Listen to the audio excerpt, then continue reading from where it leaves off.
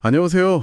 오늘 저희는 지금 가장 뜨거운 에너지 분야 중 하나죠. 바로 원자력에 대해 좀 깊이 파고들어 볼까 합니다. 네, 안녕하세요. 특히 요즘 인공지능, AI랑 데이터 센터 때문에 전력 소비가 어마어마하잖아요. 아, 맞아요. 정말 상상 이상이죠. 네. 게다가 전 세계적으로 또 청정 에너지로 가야 한다는 목소리도 높고요. 이런 상황에서 원자력이 다시 강력한 대안으로 떠오르고 있습니다. 그야말로 원자력 르네상스라고 할 만하죠. 분위기가 그렇습니다. 네. 일부 예측을 보면 2050년까지 주요 국가들이 원자력 발전 용량을 지금보다 3배나 늘릴 계획이라고도 하더라고요. 3배요? 와, 엄청난데요. 그렇죠. 그래서 오늘은 이 큰 변화 속에서 저희가 좀 주목해야 할 기업, 세 곳을 집중적으로 한번 살펴보겠습니다. 네, 흥미로운 기업들이죠. 기술 혁신으로 판도를 바꾸려는 곳도 있고요.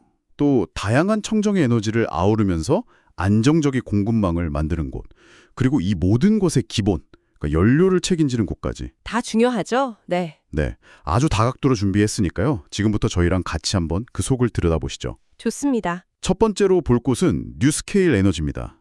여기는 소형 모듈 원자로, 우리가 보통 SMR이라고 부르잖아요. 네, SMR. 요즘 많이 들리죠? 이걸로 기존 원자력 발전이 가진 좀 오래된 문제들에 도전하고 있다. 뭐 이런 거죠. 예전에 그 큰 원자력 발전소는 짓는데 돈도 엄청 들고 시간도 오래 걸리고. 맞아요. 부지 선정부터 건설까지 과정도 엄청 복잡했고요. 네. 진짜로의 핵심 부품들 있잖아요. 이걸 공장에서 딱 규격화된 모듈로 미리 만들어요. 아, 공장에서요? 네, 그래서 현장에서는 이걸 가져다가 뭐랄까 레고 블록 조립하듯이 비교적 간단하게 설치하는 거예요. 아하, 레고처럼. 시간도 그렇고 비용도 그렇고 아주 획기적으로 줄일 수 있다는 게 가장 큰 장점이죠. 그리고 크기가 작으니까요. 네. 기존에 큰 원전 못 짓던 곳, 예를 들면 전력이 꼭 필요한 어떤 산업단지나 아니면 데이터 센터 많은 지역 근처 이런 데 훨씬 유연하게 설치할 수 있다는 거죠. 그게 중요하겠네요. 특히 AI 데이터 센터는 24시간 안정적으로 전기가 엄청나게 필요하니까요. 그렇죠. 정말 딱 맞는 아주 매력적인 대안이 될 수 있습니다. 기술력 자체도 꽤 인정을 받은 것 같더라고요. 미국 원자력 규제위원회 NRC라고 하죠. 네, NRC. 아주 까다롭기로 유명한 곳이죠. 거기서 벌써 2번이나 설계 승인을 받았다고 하던데요. 이게 그냥 기술 좋다 이 정도 의미는 아닐 것 같아요. 아, 그럼요. NRC 설계 승인은 그 이상입니다. 이게 무슨 뜻이냐면 해당 SMR 설계가 굉장히 엄격한 안전 기준을 다 통과했고 진짜로 이걸 짓고 운영해도 된다. 이걸 공식적으로 인정받았다는 거예요. 아, 공인 인증 같은 거네요? 그렇죠. 경쟁사들보다 먼저 그것도 2번이나 받았다는 건 단순히 기술이 앞선다는 걸 넘어서 이제 상용화 가능성 면에서도 상당히 유리한 고지를 점했다. 이렇게 봐야 합니다. 이 분야는 사실 규제 문턱 넘는 게 제일 어렵거든요. 그렇군요. 지금 루마니아 전력회사인 로파워라는 곳에서 뉴스케일 SMR 6기를 도입할지 최종 검토 중이라고 하는데요. 오, 루마니아요. 네. 만약 이 계약이 딱 성사되면 이건 뉴스케일의 첫 상용 프로젝트라 되는 거고요. SMR 기술이 정말 본격적으로 시작된다는 걸 알리는 아주 중요한 이정표가 될 겁니다. 와, 정말 중요한 기로에 서 있네요. 근데 모든 혁신 기술이 그렇듯이 아직은 좀 시작 단계라는 점고 봐야겠죠? 네, 맞습니다. 당장 매출이나 이익으로 바로 이어지려면 시간이 좀 걸릴 것 같고 또 최근 실적 보니까 시장 기대치에는 조금 못 미쳤다는 얘기도 있더라고요. 네, 그건 초기 기술 기업들이 흔히 겪는 성장통이라고 봐야겠죠. SMR이라는 개념 자체가 아직은 널리 쓰이는 건 아니니까요. 그렇죠. 기술을 실제 프로젝트로 만들고 또 안정적인 수행 모델을 만드는 과정에는 당연히 넘어야 할 과제들이 있습니다. 그럼에도 불구하고 뉴스케일에 대한 기대가 왜 이렇게 높냐 하면 결국 이 기술이 가진 잠재력 때문이에요. 잠재력이요? 네, 탄소 배출 없이 깨끗한 에너지를 안정적으로 공급해야 한다는 이 시대적인 요구하고 딱 맞아떨어지면서 기존 원전의 단점, 그러니까 비용, 시간, 규모 같은 것들을 극복할 수 있는 현실적인 대안을 보여주고 있다는 거죠. 그래서 높은 평가를 받는 겁니다.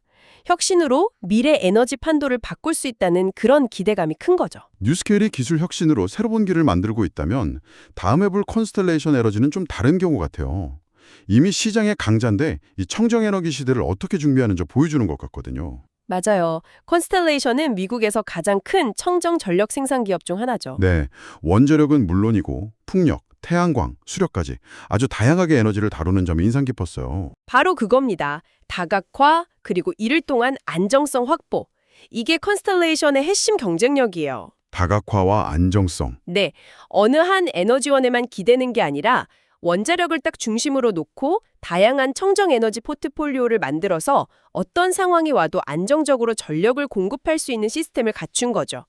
예를 들면 날씨 따라서 발전량이 오락가락하는 재생에너지의 단점을 원자력에 딱 받쳐주는 식으로요. 아, 상호 보완적이네요. 그렇죠. 여기서 특히 더 봐야 할 점은 단순히 안정성뿐만 아니라 탄소 중립 전력을 공급할 수 있다는 점을 내세워서 그 마이크로소프트나 메타 같은 거대 테크 기업들 있잖아요. 네, 빅테크 기업들. 이 기업들하고 대규모로 그것도 장기로 전력 구매 계약을 맺었다는 사실입니다. 이 회사들은 데이터 센터 돌리려면 전기가 엄청 필요한데 이걸 또 친환경적으로 공급받고 싶어 하거든요. 컨스텔레이션이 그 요구를 딱 맞춰줄 수 있는 최적의 파트너인 셈이죠. 계약 내용 보니까 구체적이던데요. 2028년에 다시 가동하는 펜실베니아의 텐마일 아일랜드 원전, 그리고 일리노이의 클린턴 청정에너지 센터. 여기서 나오는 전력을 각각 20년 동안 공급하기로 했다고요. 네, 맞습니다. 텐마일 아일랜드에서 835메가와트, 클린턴 센터에서 1.1기가와트. 이게 어느 정도냐면 수십만 가구가 쓸 수 있는 엄청난 양의 전력이에요. 와, 20년 동안이면 정말 길고 안정적이네요. 그렇죠. 이런 장기 계약은 컨스텔레이션 입장에서는 앞으로 20년 동안 안정적인 수익이 보장되는 거고요. 테크 기업들은 탄소 발자국 걱정 없이 필요한 전력을 딱 확보할 수 있으니 이건 서로에게 좋은 그야말로 윈윈 구조라고 할 수 있죠. 이걸 바탕으로 컨스텔레이션은 앞으로 몇 년 동안 연평균 13% 이상 상장할 걸로 기대하고 있습니다. 안정적인 현금 흐름을 예측할 수 있다는 건 기업 운영에 정말 큰 힘이 되거든요. 근데 여기서 멈추지 않고 더 큰 그림을 그리고 있는 것 같아요. 16억 달러, 우리 돈으로 하면 20조 원이 넘는 군인데 이걸 들여서 캘파인이라는 에너지 기업 인수를 추진한다고요? 네, 지금 그 딜이 진행 중이죠. 거기는 천연가스랑 지열발전 설비까지 갖춘 회사라고 하던데 이걸 인수하면 정말 거대한 에너지 기업이 되겠네요? 맞습니다. 만약 캘파인 인수가 성공적으로 뜩 마무리되면 컨스텔레이션은 그냥 덩치만 커지는 게 아니에요. 천연가스는 아시겠지만 재생에너지 발전량이 좀 부족할 때 빠르게 전력을 보충해 줄 수 있는 역할을 하거든요. 아, 백업 역할이군요. 그렇죠. 그리고 지열은 또 다른 안정적인 청정 에너지원이고요. 즉, 기존의 원자력과 재생에너지 중심 포트폴리오에 유연성을 더해주는 천연가스, 그리고 지열까지 확보하게 되면서 훨씬 더 균형 잡히고 강력한 에너지 공급 능력을 갖추게 되는 겁니다. 그야말로 종합 에너지 기업이네요. 그렇죠. 명실상부 미국 최대의 종합 클린 에너지 기업으로 발돋움하게 되는 거고요. 재무적으로도 보면 2026년 이후에 주당 순이익 EPS라고 하죠. 이게 연 20% 이상 증가할 것으로 예상될 만큼 아주 긍정적인 효과가 기대됩니다. 이미 IT나 반도체 산업의 중요한 전력 공급자로서 자리를 잡았고 앞으로 더 유연하고 안정적인 에너지 솔루션을 제공하면서 시장을 이끌어갈 가능성이 아주 높다고 봅니다. 자, 이렇게 혁신적인 SMR 기술, 그리고 다각화된 청정 에너지 공급 모델까지 살펴봤는데요. 이 모든 원자력 발전이 움직이려면 꼭 필요한 게 있죠. 네, 바로 연료죠. 맞습니다. 연료. 마지막으로 살펴볼 기업은 케메코인데요. 바로 이 핵심 연료, 우라늄을 책임지는 세계 최대 기업 중 하나라고 합니다. 네, 어떻게 보면 원자력 르네상스 시대가 정말 온다면 그 수혜를 가장 직접적이고 확실하게 받을 수 있는 기업 중 하나가 바로 케메코라고 할 수 있습니다. 그렇죠. 발전소를 돌리려면 우라늄이 꼭 필요하니까요. 네, 발전소 가동이 늘면 필연적으로 우라늄 수요가 늘 수밖에 없거든요. 실제로 최근에 우라늄 수요가 늘고 가격도 오르면서 케메코 실적이 눈에 띄게 좋아지고 있어요. 아, 실적이요? 네, 2025년 2분기 실적을 보면 우라늄 판매량도 늘고 가격도 오르면서 세전 순이익이 작년 같은 기간보다 무려 46%나 급증했습니다. 46%요. 와, 대단하네요. 이건 그냥 일시적인 현상이라기보다는 에너지 전환 과정에서 원자력의 역할이 다시 중요해지면서 나타나는 어떤 구조적인 수요 증가의 결과다, 이렇게 해석할 수 있습니다. 근데 이 케메코가 단순히 우라늄만 캐서 파는 회사가 아니라고 들었어요. 네, 맞아요. 그 점도 중요합니다. 웨스팅하우스 일렉트릭이라는 이 회사도 원자력 산업에서 엄청 큰 회사잖아요. 그렇죠. 아주 유명한 회사죠. 그 회사 지분을 49%나 가지고 있다고요? 이건 어떤 의미가 있을까요? 그냥 투자 목적만은 아닐 것 같은데요. 이건 매우 중요한 전력적인 움직임입니다. 우라늄 채굴 사업은 아시다시피 원자재 가격 변동에 굉장히 민감하거든요. 그렇죠. 가격이 오르락 내리락 하니까요. 케메코는 이 웨스팅하우스 지분을 확보하면서 그 변동성을 좀 줄이고 사업 영역을 원자력 산업의 다른 분야로 넓힌 거죠.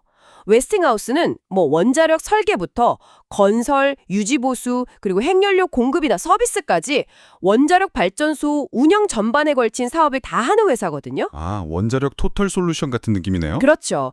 예를 들어서 체코의 테멜린이나 두코바니 원전의 핵연료 교체 서비스를 제공하는 등 아주 활발하게 사업을 하고 있고요. 최근에는 적자에서 흑자로 돌아서면서 실적도 좋아지고 있습니다. 네. 그러니까 케메코 입장에서는 우라늄 채굴이라는 업스트림, 즉 원료 쪽뿐만 아니라 원전 서비스라는 미드스트림이나 다운스트림 사업에도 깊숙이 발을 담그면서 수익 구조를 더 다양하게 만들고 안정성을 높인 거라고 볼 수 있습니다. 사업을 아주 안정적으로 운영하기 위한 장치도 잘 마련해둔 것 같더라고요. 이미 2029년까지 연평균 2,800만 파운드나 되는 우라늄 공급 계약을 확보했다는 소식도 있던데요. 네, 그게 아주 중요하죠. 이 정도면 우라늄 가격이 어떻게 되든 상당히 안정적인 수익을 기대할 수 있는 거 아니에요? 정확합니다. 그런 장기 공급 계약은 케메코에게는 미래 수익을 예측 가능하게 해주고 또 우라늄 가격 변동이라는 시장 위험으로부터 회사를 보호해주는 아주 중요한 안전판 역할을 하는 거죠. 보험 같은 거네요. 그렇죠. 미리 정해진 가격이나 가격 결정 방식에 따라서 오랫동안 우라늄을 공급하기 때문에 단계적인 시장 등락에 크게 흔들리지 않고 안정적인 현금 흐름을 만들어낼 수 있습니다. 이런 탄탄한 재무 구조하고 예측 가능한 공급 능력, 이게 바로 원자력 발전을 늘리려는 국가나 기업들한테 케메코를 더 믿을 수 있는 파트너로 보이게 만드는 요인이 되는 거고요. 자, 오늘 이렇게 새 기업을 통해서 원자력 산업의 여러 가지 모습을 살펴봤습니다. 정리를 좀 해보면 AI하고 데이터 센터 때문에 전력 수요가 폭발적으로 늘고 있고 또 전 세계적으로 탈탄소 정책이 강화되고 각국이 에너지 안보를 중요하게 생각하는 움직임, 이런 것들이 다 맞물리면서 원자력 산업이 정말 중요한 전환점을 맞이하고 있다. 이게 분명해 보입니다. 네, 흐름 자체가 그렇죠. 뉴스켈 같은 기업은 혁신적인 SMR 기술로 새로운 가능성을 열고 있고 컨스텔레이션은 원자력을 중심으로 다양한 청정 에너지를 묶어서 안정적인 공급 모델을 만들고 있고요. 또 카메코는 이 모든 것의 기본이 되는 연료를 안정적으로 공급하면서 시장 성장의 혜택을 보고 있고요. 그렇다면 이 모든 흐름이 우리에게 시사하는 바는 뭘까요? 원자력 산업을 둘러싼 기대감이 그 어느 때보다 높은 건 사실입니다.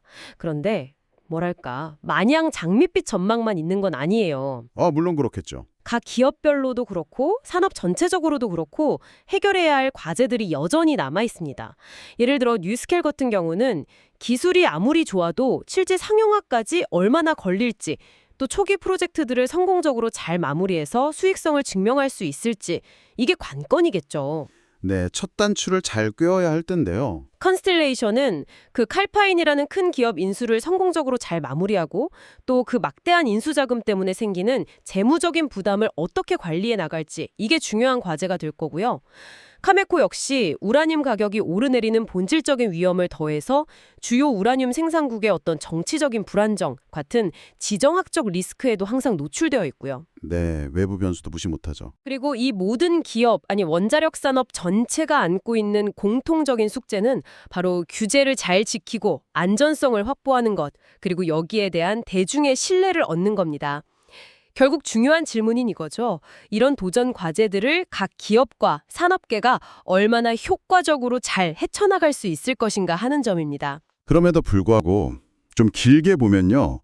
탄소 중립 목표 달성하고 또 안정적인 에너지 공급이라는 이 두 마리 토끼를 잡기 위해서 원자력의 역할은 점점 더 중요해질 가능성이 높아 보입니다. 저도 그렇게 생각합니다. 특히 날씨에 따라서 발전량이 좀 들쭉날쭉한 재생에너지의 단점을 보완하면서 24시간 안정적으로 전력을 공급하는 기저부하 전력원으로서의 가치가 다시 부각되고 있잖아요. 네, 그 점이 아주 중요하죠. 간헐성 문제. 네.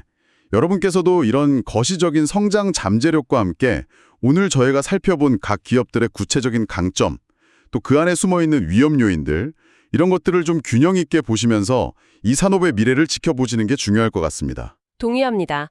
단기적으로는 좀 오르내림이 있을 수 있겠지만 앞으로 수십 년 동안 원자력 에너지는 글로벌 에너지 구성에서 빼놓을 수 없는 핵심적인 축을 담당할 가능성이 높다고 봅니다. 특히 AI 데이터 센터처럼 지속적이고 안정적인, 그것도 대규모 전력 공급을 필요로 하는 새로운 산업의 등장은 원자력에게 또 다른 기회가 될 수 있고요.